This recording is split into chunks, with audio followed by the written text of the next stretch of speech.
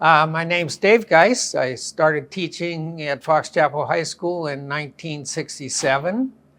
I spent half my career here teaching biology, ecology, and coaching rifle for 2 years, and changed to guidance. Was a guidance counselor here at the high school, and the last 12 years of my career I spent as an elementary school counselor at O'Hara Elementary. When I graduated from college, the teaching jobs were wide open. I had 4 job offerings even before I graduated. And I taught biology because I loved finding out about living things. And also I had a great high school biology teacher. What was your high school biology teacher like? He was very strict and ran a tight ship. DNA had just been discovered in a few years before I was in high school. And he had a good working knowledge of what that was and gave me a good start. But I changed midway through my career. I changed from teaching to guidance. How come? Well, I knew all along that I wasn't going to stay in one place. I got my master's in counseling. When I graduated, you had to get 32 credits within 2 years to get a permanent certification.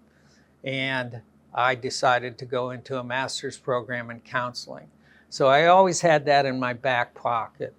And it was time for me to use it. What was kind of that change like going from biology to dealing with students? It was a good thing for me.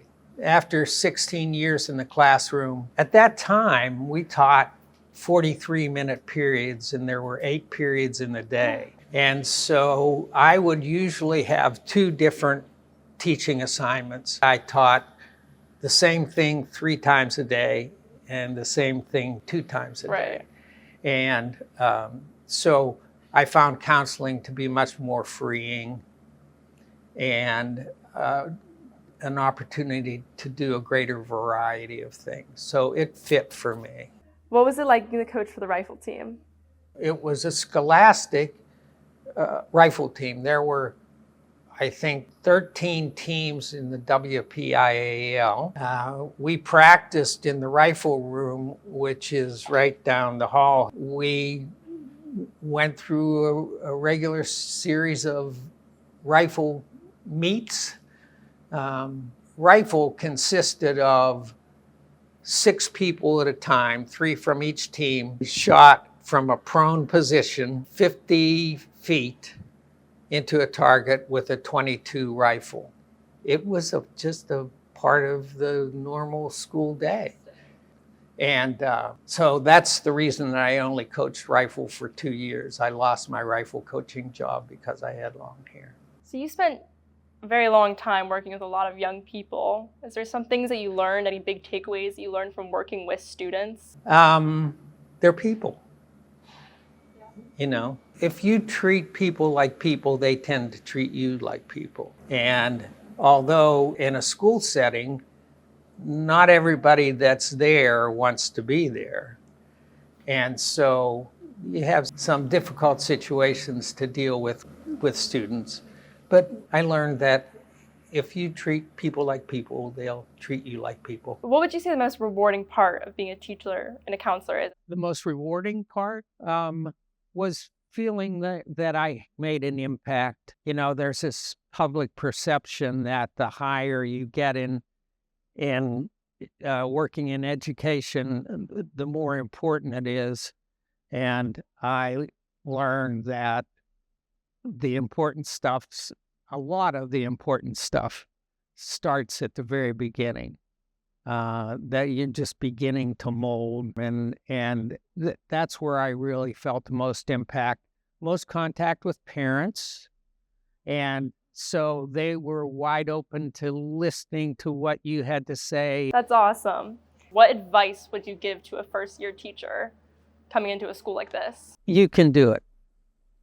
I don't know anybody who has ever come into a teaching situation that felt like they weren't scared, that they had trepidation. And I'd also point out that school has been there for a long time, and the system can support you if you know how to use it. So while you're walking through the hallways, take a look at the teachers and see who they are and how they're acting. And the friends you make as teachers will be very important to you. It's good to hear. So kind of switching a little bit of our focus, getting towards one of the bigger, most important parts of this interview. During your time as a teacher, what is the biggest change that you witnessed? Well, I thought about that question a lot. And it was just this morning that it came to me.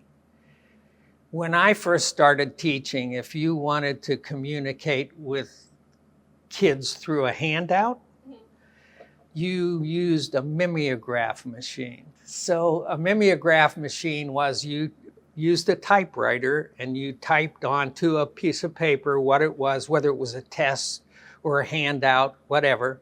You typed onto that.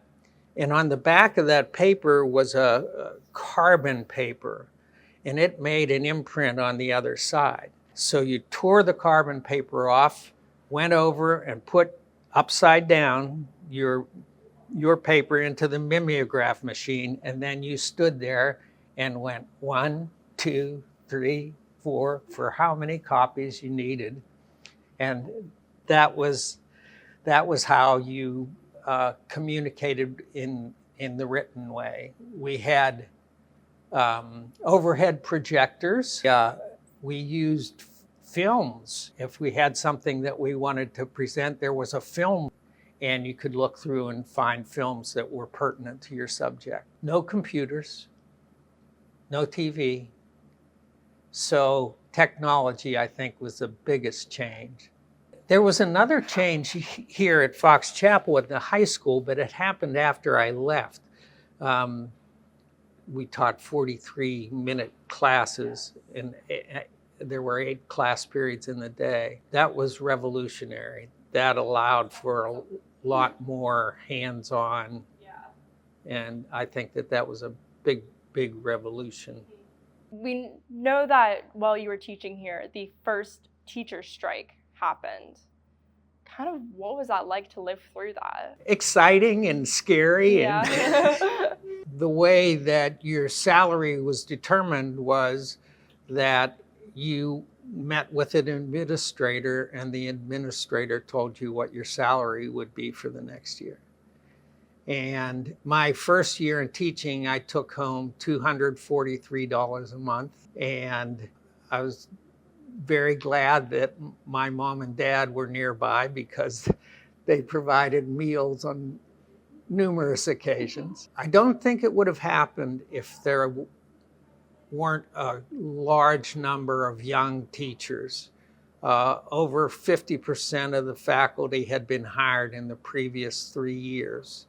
So there are a lot of us youngsters. And we didn't have as much at stake financially as did the older people. But we got together enough people who said that they wanted to go on strike. It was not legal in Pennsylvania to strike at that time. And I found out at an end of year function at a golf course. We were sitting after golfing and watching the news on television. That's where I found out that I had been fired. So everybody had been fired. And that was part of the fear that went through everybody. It wasn't pleasant. But we made it through the process and got an increase in salary. The process included demonstrating at the school and a lot of activity among the teachers to build up the spirit. It was confrontational, and that wasn't pleasant either. Yeah. And it took a few years for the atmosphere to be together after the attitude changed and we were working together again. Good. So That's good to hear. So what day-to-day changed after the strike at Fox Chapel? Day-to-day change, not much. Not as far as teaching is concerned, there wasn't much change. There was a social change because there were a number of teachers who didn't go on strike. And so there was some animosity that existed there, which was difficult. So Fox Chapel obviously now has evolved so much, and during your time it seems like it was progressing like you would not believe. Are there any other notable changes that you witnessed while being at Fox Chapel? I did mention the 90-minute classes at the high school, which I wasn't a part of. I think the fact that I changed mid-career and went from a teaching perspective to a counseling. I walked in this building today, and as Ryan said, I hadn't been here since the last day I worked. And it was 12 years that I was at O'Hara Elementary School. So it's been a long time since I've been here. One of the great things about working in an elementary school was elementary age students, young kids. And they just gave me great joy. I remember I was walking back to a kindergarten classroom one day, and the phys ed teacher had her class lined up along the wall, waiting for the homeroom teacher to come and collect them. And there was a bulletin board behind them. So as I was walking past, I heard the teacher say, "Boys and girls at O'Hara Elementary School, we do not lick the bulletin board." I also remember kindergarten was a half day. First grade was a full day. And so it was the first day of first grade. And the first grade teacher took her class to lunch. They came back from lunch, and this little girl went to her locker. The teacher said, what are you doing? She said, "Oh, I'm getting my coat to go home." And the teacher said, "Oh, I'm sorry. In first grade, we stay until the afternoon. We stay here after lunch." Aww. And the little girl looked at her and said, "Who the hell signed me up for this?"